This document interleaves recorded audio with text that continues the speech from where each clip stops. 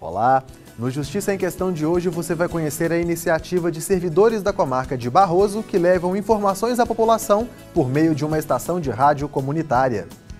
Nossa equipe conversou com o ouvidor do TJMG sobre a cultura da conciliação no estado. Os famosos puxadinhos agora são regulamentados por lei específica de uso. Entenda o que é o direito de laje. Saiba quais são as formas corretas e as regras para construir um imóvel em Belo Horizonte. E mais, decisões judiciais de destaque no estado, a história das comarcas mineiras e explicação de termos jurídicos para você entender melhor seus direitos e deveres. Fique com a gente, nossa edição começa agora.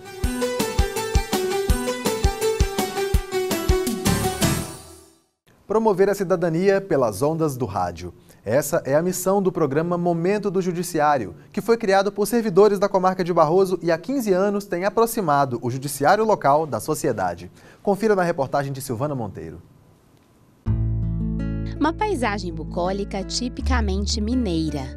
A pracinha com igreja e fonte. A estátua do padroeiro ali como testemunha. Um cenário emoldurado pelas montanhas. Essa é Barroso. Com 64 anos completos em 2017, a cidade pode até ser considerada pacata, mas com um acervo processual bem movimentado. Não diria que seja uma cidade grande, mas nós temos um número considerável, sim. O nosso acervo hoje está em cerca aí de 5.500, quase 6.000 processos ativos. Lidar diariamente com os processos é uma ocupação comum ao servidor do judiciário.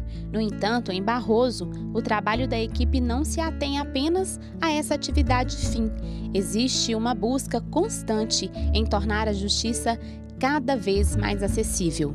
E nessa busca pelo melhor atendimento, a escrivã Valéria e o tesoureiro judicial Ismar não ficam apenas diante do computador. Toda sexta-feira, entre 11h30 e meio-dia, eles entram na casa das pessoas, pelas ondas da rádio comunitária Liberdade FM. Antes de se tornar servidora do Judiciário, Valéria foi coordenadora do PROCON de Barroso e do Juizado Informal de Pequenas Causas. Em 2002, quando Barroso tornou-se comarca, ela foi nomeada escrivã e começou a trabalhar com o Ismar. Foi aí que surgiu o convite para fazer um quadro dentro de um programa jornalístico, falando sobre o judiciário e conversando sobre demandas recorrentes. E o mais legal é que eles trazem numa linguagem muito simples, convertem os termos jurídicos, aquela questão toda técnica, eles conseguem trabalhar de uma forma bem tranquila, traz uma linguagem limpa, bem simples e todo mundo entende, dependendo do assunto. O clima fica mais acalorado também, aí o telefone, o WhatsApp da rádio fica pipocando de chamada, de mensagem. A gente sente o retorno na participação deles é muito grande. É um dos quadros que tem maior participação aqui na rádio. Valéria discute assuntos de forma mais aprofundada, enquanto Ismar entrevista operadores do direito, noticia acontecimentos da comarca e conta histórias. Histórias que marcaram tanto os moradores que foram gravadas em um CD, produzido com investimento pessoal do Ismar e o apoio de algumas empresas. Inicialmente foram feitas 1.000 cópias. Os CDs são vendidos a R$ 5 e o dinheiro arrecadado é doado para as instituições sociais da cidade. A inspiração para narrar os causos e mensagens surgiu em um curso oferecido pelo tribunal.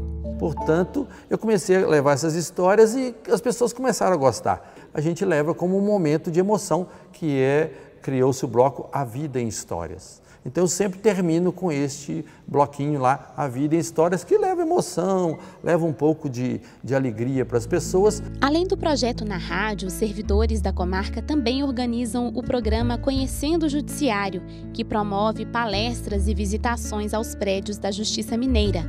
Mas com um diferencial. Um convênio firmado com a Escola Estadual da cidade permite que os alunos visitem o fórum em 3 momentos distintos da vida escolar, para aprenderem mais sobre direito e justiça. Então existe essa participação muito grande das pessoas junto ao judiciário. Isso criou este contato muito grande nosso com a população. Os alunos participantes do projeto ainda são convidados a escreverem uma redação sobre um tema pré-determinado pelos servidores. O ganhador é anunciado na rádio e premiado em uma cerimônia que acontece no Salão do Tribunal do Júri.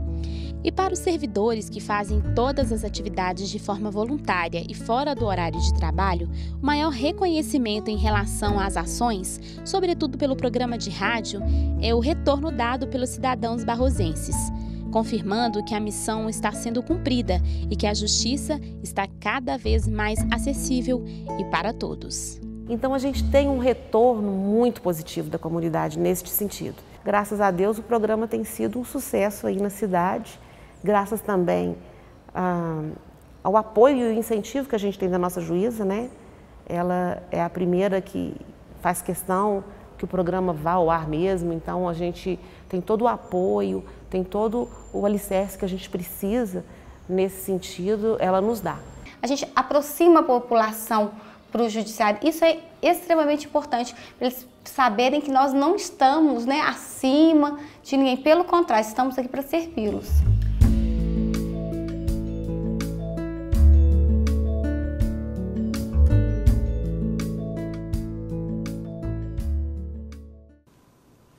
É hora de descomplicar mais um termo jurídico no quadro ABC do Judiciário. Saiba o que significa diligência. Você sabe o que significa diligência? Diligência? Diligência é tipo uma fiscalização, assim, não é? Não. Nunca ouviu falar? Não. Não sei. Todo mundo ouve, mas eu não sei te dizer o que é. Diligência é a execução de uma medida judicial realizada por um servidor da Justiça fora da sede do juízo. Pode ser uma intimação, citação, penhora, busca e apreensão, por exemplo. Esses podem ser determinados por ordem do juiz de ofício ou requerimento dos litigantes ou do Ministério Público. Em alguns casos, esses atos podem ser cumpridos diretamente pelo magistrado. Também é chamado de diligência a pesquisa minuciosa ou investigação feita pela autoridade policial ou seus agentes, no curso de um processo, procedimento ou inquérito policial, com o intuito de solucionar crimes e contravenções penais. No próximo bloco, o mapa das comarcas de Minas Gerais. E você confere a entrevista com o ouvidor do Tribunal Mineiro. Voltamos em instantes.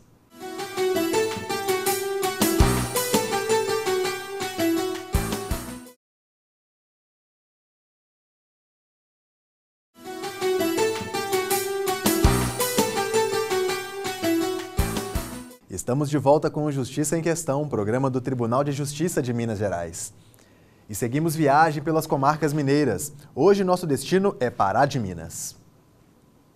A comarca de Pará de Minas foi instalada em 7 de junho de 1892. É formada por 7 municípios: Florestal, Igaratinga, Onça de Pitangui, Pará de Minas, Pequi, São Gonçalo do Pará e São José da Varginha. Juridicamente, é composta por 2 varas cíveis, uma criminal e da infância e da juventude e uma unidade jurisdicional do Juizado Especial, funcionando juntamente com o Sejusc. É a 3ª maior cidade da região metropolitana de Belo Horizonte e tem grande destaque no cenário agropecuário mineiro, sendo conhecida como a capital do frango. Dados do IBGE, Instituto Brasileiro de Geografia e Estatística, apontam que a economia local é abastecida pelo agronegócio, com a criação de frangos, porcos e gado leiteiro, bem como pelo setor de serviços. Pará de Minas preserva sua identidade histórica no seu patrimônio histórico-cultural material e imaterial. O conjunto arquitetônico é composto por construções datadas do século XIX e XX. Os principais pontos turísticos são o Museu Histórico, onde ainda é preservada a primeira edificação do município, a antiga estação ferroviária, a Escola de Artes e Ofícios, a Gruta Nossa Senhora de Lourdes, o Mirante do Redentor, o Parque do Bariri, a Casa de Cultura e a Igreja Matriz Nossa Senhora da Piedade. A arte ceramista, grupos de congado, a montagem de tapetes decorados para festividades religiosas, a banda de música local e o ofício das biscoiteiras são manifestações culturais reconhecidas como patrimônios intangíveis.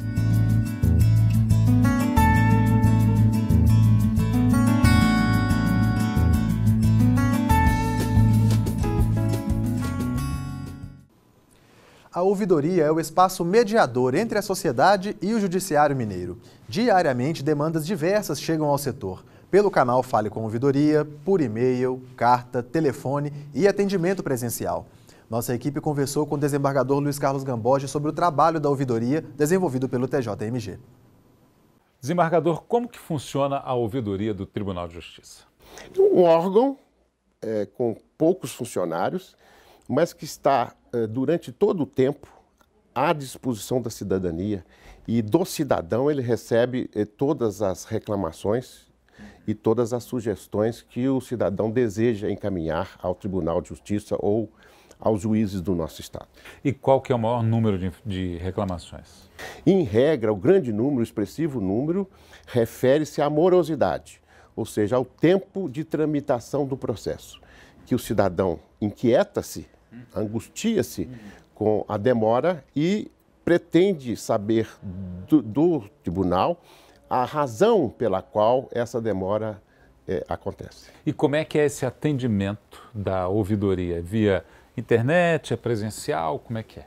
Nós temos, por meios eletrônicos, hoje 57% das demandas. Temos por telefone, numa central de atendimento, 33%. E temos questões encaminhadas pelo Supremo Tribunal Federal e o Conselho Nacional de Justiça chegam a 10%. Os outros são questões assim que a pessoa aparece na ouvidoria ou escreve uma carta.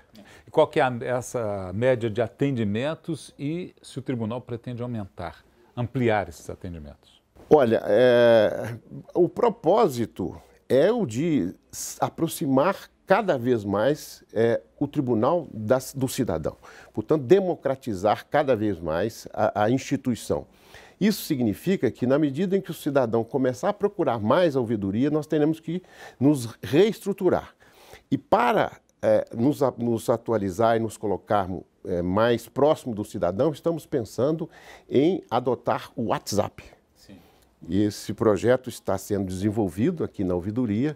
Pretendemos levá-lo rapidamente ao presidente do tribunal, que, se aprovado, será mais um instrumento à disposição do cidadão, uma vez que, pelo seu celular, ele poderá comunicar-se com a ouvidoria. Muito obrigado, desembargador. Obrigado eu.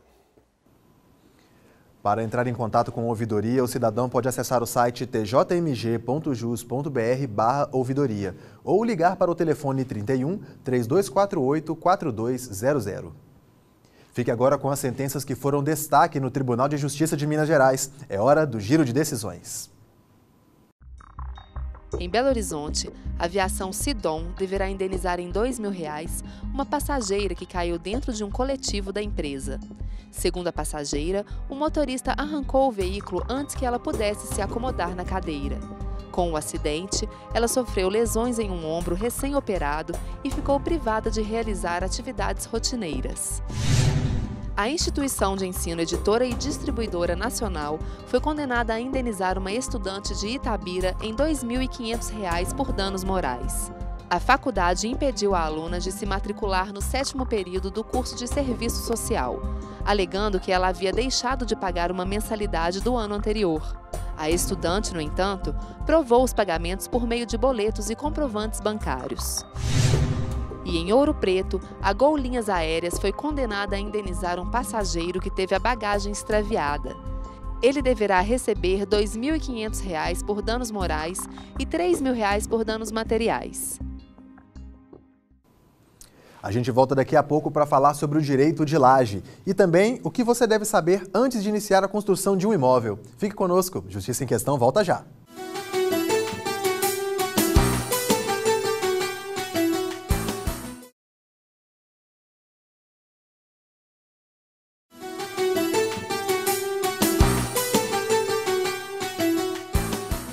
Você está assistindo ao Justiça em Questão. É uma característica da cultura brasileira o uso de lajes, seja para ampliar o espaço da casa, seja para conseguir uma renda extra com o aluguel desses espaços. Agora, essas construções são regulamentadas por lei. Confira na reportagem. Em vários lugares do país, basta olhar para cima e lá está a laje. Ela faz até participação em videoclipes. Isso é que é sucesso. Fazer um churrasquinho na laje, tomar um sol na laje, são ações que só comprovam quanto a laje está inserida no contexto histórico e cultural do brasileiro. Acontece que esse tipo de construção sempre foi feito e utilizado de maneira muito informal. E agora, uma lei pretende regularizar esse tipo de obra. A lei agora, ela permite que essa nova construção seja levada a registro e que crie-se, assim, uma nova propriedade. O texto da Lei 13.465 de 2017 autoriza a venda ou doação do andar superior ou inferior. Basta que o proprietário faça a cessão dos direitos por meio de escritura pública. A partir deste momento, a obra fica por conta do novo morador. Quem pretenda construir deve primeiro contratar um engenheiro para saber se a construção de baixo, as fundações, as paredes aguentam receber uma construção acima. Além disso, tem que se fazer o projeto e levar previamente ao município para obter a aprovação daquele projeto e a licença de construção. Depois será criada uma nova matrícula, diferente daquela da moradia principal, o que significa arrecadação em dobro para o município.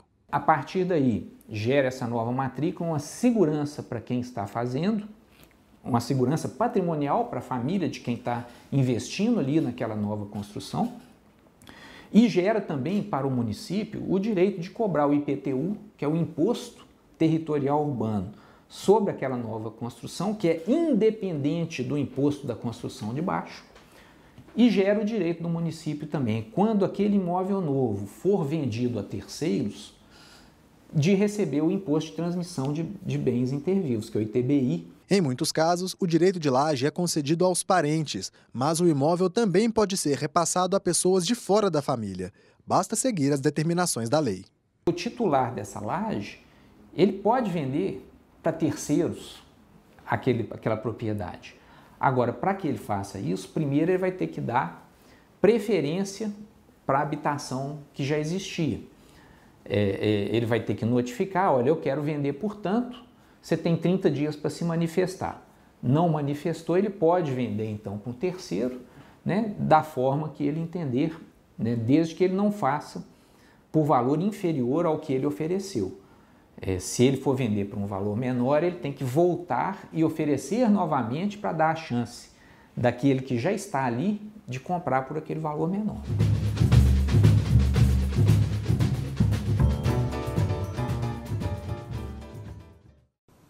Para legalizar a construção de um imóvel, é necessário cumprir as normas previstas no Código de Edificações e na Lei de Uso e Ocupação do Solo.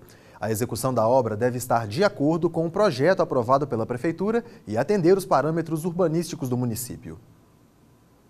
Construir, um verbo que remete quase sempre a algo positivo. Quase sempre. Em se tratando da construção civil, o assunto torna-se mais complexo, exigindo muita atenção e cuidados para não se tornar uma dor de cabeça. Algumas medidas devem ser adotadas antes mesmo de se assentar o primeiro tijolo. O município deverá procurar um profissional habilitado, um engenheiro ou um arquiteto que possa representá-lo junto ao município. Esse profissional deverá observar qual o zoneamento no qual esse lote está inserido, buscar as regras para este zoneamento, projetar obedecendo às regras, conseguir o alvará de construção para só depois dar início às obras. A Lei de Uso e Ocupação do Solo divide a cidade em zonas e estabelece proporções de aproveitamento do terreno e de capacidade construtiva para a área escolhida. Cada município possui exigências específicas para que uma construção seja considerada legal. O afastamento do imóvel vizinho e o aproveitamento do espaço do lote são normas a serem respeitadas. O proprietário desse imóvel deixou de seguir algumas regras e acabou sofrendo um processo administrativo e ainda teve que pagar multas. O seu Vicente viajou para fora do país e deixou a construção nas mãos de outras pessoas. Ele só tomou conhecimento de que a residência pronta estava fora dos padrões exigidos pela prefeitura quando já estava residindo nela e precisou regularizar a documentação. Em primeiro lugar começou, porque não tinha desenho na obra. No eu ter vendido uma parte para terceiro, então esse terceiro exigiu alguma coisa, alguma documentação que era o habite. Quer dizer, o primeiro passo, o arquiteto veio, fez o desenho, mas quando estava tudo pronto, que levou para a prefeitura, aí constatou os erros. Fazer um projeto arquitetônico depois do imóvel pronto e tentar adaptá-lo às normas com uma construção em andamento é muito mais desafiador, porque além do desgaste para resolver o problema, o cidadão ainda pode ser multado. A lei de anistia garante a regularização de alguns imóveis, mesmo que eles estejam fora dos padrões exigidos. A lei de anistia é aplicada às edificações construídas até janeiro de 2014. A essas edificações que estão construídas no afastamento frontal, que desrespeitam o coeficiente de aproveitamento, a taxa de permeabilidade, entre outros parâmetros, podem ser regularizadas mediante o pagamento das infrações cometidas. E a Lei 9074 traz a fórmula de cálculo para chegar ao resultado de qual é o valor de uma multa a ser paga para que se tenha a regularidade do imóvel. A regularização do imóvel do seu Vicente ficou ainda mais complicada. Segundo ele, por falta de conhecimento, mesmo após ter finalizado o imóvel, ele iniciou a construção de outro no mesmo lote, que já estava com a proporção ultrapassada e que lhe rendeu uma ordem de embargo. Mas respeitei, porque o engenheiro veio e falou: seu Vicente, então vamos fazer o seguinte, o senhor para aí, não mexe, vamos continuar, vamos legalizar o que está pronto e depois só entra com um recurso para legalizar essa parte. Foi o que eu fiz. Já estava em cima sentado, foi prejuízo. Já estava todo sentado no ponto de lá, já baixei tudo de novo, porque o fiscal veio, o fiscal da prefeitura veio e pediu para demolir. Então, quer dizer que a gente parou por determinado momento, justamente por causa de que, se não houvesse um embargo, eu teria chegado no final com ela também. Talvez era outro problema que eu estava tendo hoje. O caso do seu Vicente não é uma exceção. Dados da Prefeitura de Belo Horizonte revelam que pelo menos 70% dos imóveis possuem irregularidades. Então, eu atribuiria o problema da ilegalidade à complexidade mesmo da nossa legislação e o fato dele precisar de um profissional técnico habilitado para conseguir executar um padrão de construção que atenda à legislação. Depois de todas as frustrações e pagamentos de valores altíssimos, seu Vicente aconselha. Primeiro passo, se ele vai construir acima de 60 metros, porque o normal parece que é 50 e poucos metros quadrados. Acima de 60 metros, ele começa primeiramente com um projeto do arquiteto. Porque se ele começar com um projeto do arquiteto, ele vai começar bem a obra, porque ele não está avançando e nem está levando do jeito dele. Porque a prefeitura vai ter que fazer acompanhamento dentro do projeto.